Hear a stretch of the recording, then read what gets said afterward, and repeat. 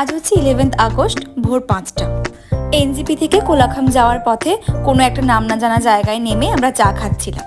এখন আমরা আছি নেওড়া ভ্যালি ন্যাশনাল পার্কে।